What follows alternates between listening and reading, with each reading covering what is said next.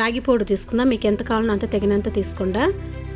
శనగపప్పు, కలకండ, బెల్లము అంతా ఉన్నది. దీంతోనే హెల్త్ ఫుడ్గా అంత మిక్స్ అయినది ఉంది కాబట్టి నేను దీనే తీసుకున్నాను. గోడంబి తగినంత మీకు ఎంత కావాలో అంత తీసుకోండి. బాదామి మీకు ఎంత కావాలో అంత తగినంత తీసుకోండి. చినుగులు తగినంత తీసుకోండి. స్టవ్ పైన పెనం పెట్టుకొని నెయ్యి తగినంత వేసుకొని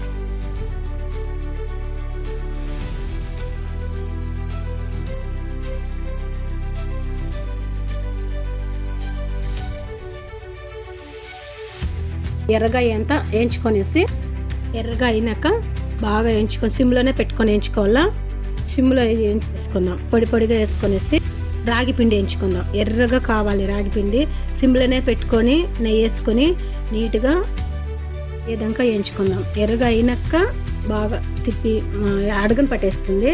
అడగని పట్టకుండా తిరగాలండి. చూడండి ఎక్కడ ఎర్రగా తిరుగుతుంది. ఎర్రగా అయినంత వేయించుకొనేసి సిమ్లో పెట్టుకొని అడగని పట్టేస్తుంది.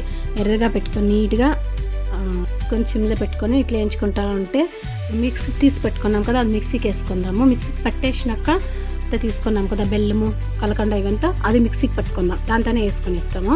వేసుకొని మిక్సీకి బాగా పట్టేస్తాం. నున్నగా మిక్సీకి పట్టేసినాక మీకు దొరగా కావాలన్నా దొరగా పెట్టుకోండి, నుగ్గా కావాలన్నా నుగ్గా పెట్టుకోండి, నైస్గా కావాలన్నా నైస్గా పెట్టుకోండి. నైస్గా బాగా పెట్టేసినాక నేను ప్లేట్లోకి తీసుకున్నాను. ప్లేట్లోకి తీసుకొనేసినాక పిండి వచ్చి రాగి పిండి బాగా వేయించుకొనేసినాం కదా ఎర్రగా, దాంతో వేసుకుందాం. దాంతో వేసుకొనేసి బాగా నీట్గా కలుపుకొనేస్తాం. నీట్గా కలుపుకొనేస్తే ఉంటుంది కదా, ఒంట్లు కాకుండా నీట్గా వేయించుకొనేస్తాము. ఫుల్గా ఎర్రగా కావాలండి. ఎర్రగా అయినాక నీట్గా వేయించుకొనేసి మీకు డ్రై ఫ్రూట్స్ ఏముంటే మీ ఇంట్లో అది వేసుకోండి, బాగుంటుంది. నీట్గా వేయించేసినాము. ఒక గిన్నెలోకి సర్వ్ చేసుకుందాము. పిల్లోళ్ళు పెద్దోళ్ళు అంతా తినచ్చు. షుగర్ ఉండేవాళ్ళు చాలా హెల్త్ చాలా మంచిదండి. ఇది చేసి పెట్టుకుంటే మనము వేడి నీళ్ళలో పాల్లో పద్దిన ఒక 5 స్పూన్లు వేసుకొని డైలీ తాగుతామంటే మనకి ఒంట్లో కొలెస్ట్రాల్ అని ఉండదండి. చాలా హెల్త్ చాలా మంచిదండి. మీరు చేసి చూసి కామెంట్ చేయండి.